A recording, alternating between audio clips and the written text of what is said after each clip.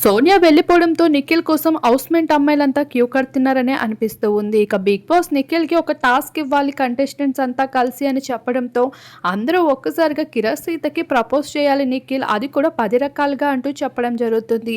ఇక కిరాక్ సీత కూడా సిగ్గుపడుతూ నాకు ఓకే అంటూ మాట్లాడి ఇక నిఖిల్ కూడా ప్రిపేర్ అయ్యి రోజ్ పట్టుకొని రెడీగా ఉంటాడు.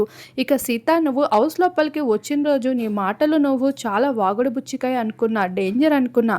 కానీ నువ్వు హౌస్‌మేట్స్ అందరూ ఆకలి తీరుస్తూ వండి పెట్టే విధానం చూశాక నాకు అనిపించింది నీలాంటి అమ్మాయి చాలా మంచి అమ్మాయి అని. నీకు రోజు రోజుకి నేను చాలా ఇంప్రెస్ అవుతున్నా, నిన్ను రోజు రోజుకి అర్థం చేసుకోవడానికి మరింత ట్రై చేస్తున్నా అంటూ చెప్తూ ఒక్కసారిగా లవ్ యూ అని చెప్పేసరికి కిరాక్ సీత ఓకే చెప్పకుండా ఉండలేకపోయింది. లవ్ యూ అనే మాట నిఖిల్ నోటెంట రాకముందే హా అంటూ ఎస్ చెప్తూ ప్రపోజల్ రోజెస్ అయితే తీసేసుకుంటుంది. ఇక అది చూసి హౌస్మేట్స్ అంతా ఒక్కసారిగా కళ్ళు తిరిగి పడినట్లు నిఖిల్ కింద పడి అయితే ఆట పట్టిస్తూ వచ్చేశారు.